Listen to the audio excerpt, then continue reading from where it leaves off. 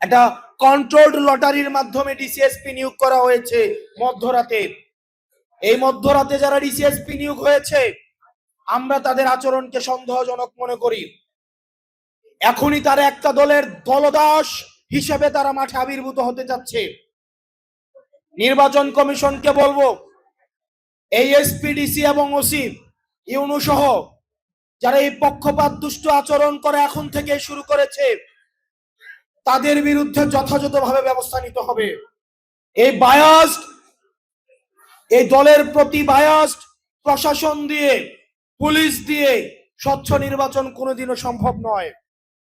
প্রশাসন এবং পুলিশ অবশ্যই বাংলাদেশপন্থী হতে হবে। আপনারা জুলাইয়ে আপনাদের সহকর্মীদের নিদারুণ পরিণতির কথা আপনারা ভুলে যায়েন না। আপনারা বাংলাদেশপন্থী থাকুন। আপনাদের কোনো দল হওয়া উচিত না। আপনারা বিএনপিরও না, জামাতেরও না, আপনারা কোনো রাজনৈতিক দলেরও না, এনসিপির না, আপনারা হচ্ছেন বাংলাদেশের। সুতরাং প্রশাসন এবং পুলিশকে বলবো, আপনারা নিরপেক্ষ অবস্থান বজায় রাখুন।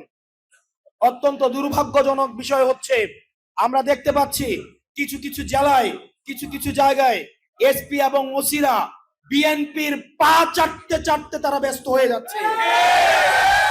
বিএনপির প্রার্থীদের সুনজরে পড়ার জন্য তারা ব্যস্ত হয়ে যাচ্ছে।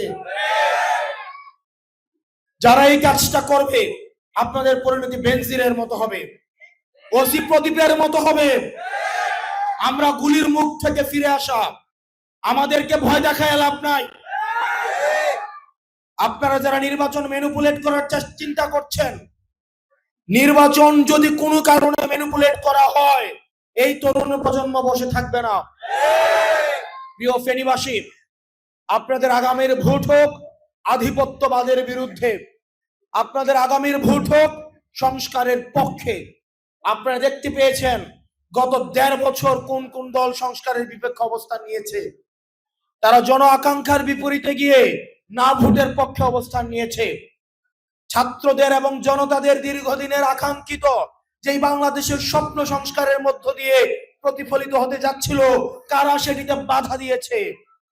প্রিয় ফেনীবাসী, আপনারা জানেন কারা চাঁদার টাকায় কাদের দল চলে।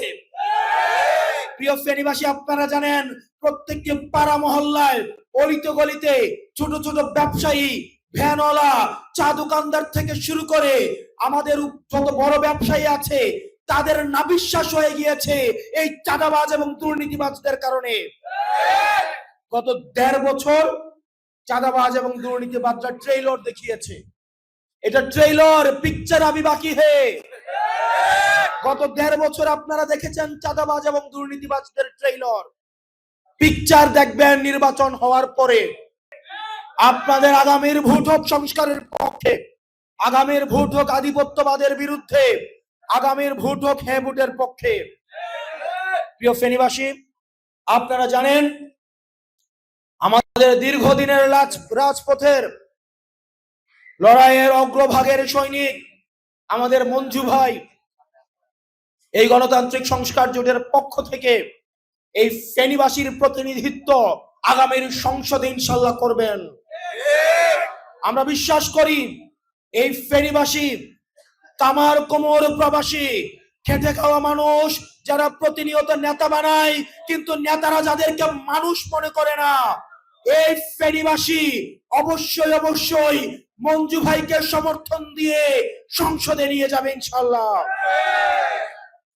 প্রিয় ফেনীবাসী, আমাদের রাজপথের লড়াই সংগ্রাম, আমরা চেয়েছি একটা ব্যালট বিপ্লব, কিন্তু আমরা দেখতে পাচ্ছি কতিপয় রাজনৈতিক দল মিলে তাদের মার্কাগুলাকে বিলুপ্ত করে দিয়ে আবার একটা দলে একীভূত হচ্ছে। নিজের দলকে বিক্রি করে দিয়ে, যারা মার্কা বিলুপ্ত করে দিয়ে একটা সিটের জন্য, 2টা সিটের জন্য যারা নিজের দলকে বিক্রি করে দিচ্ছেন, আপনারা আপনাদের নিজেদের দলের প্রতি আপনারা অন্যায় করেছেন। আপনারা আপনাদের নিজেদের দলের প্রতি আপনারা অবিবেচনা করেছেন।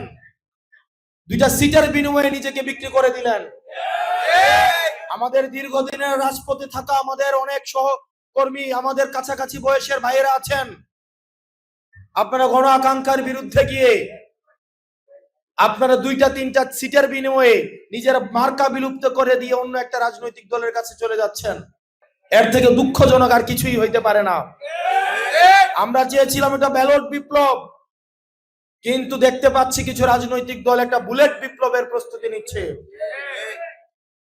আমাদের সবাইকে একসাথে আমাদের অন্যায়ের বিপক্ষে, ইনসাফের পক্ষে আমাদের সবাইকে লড়ে যেতে হবে। হাদি ভাই আমাদেরকে শিখিয়েছে আমরা জান দিব কিন্তু জুলাই দিব না।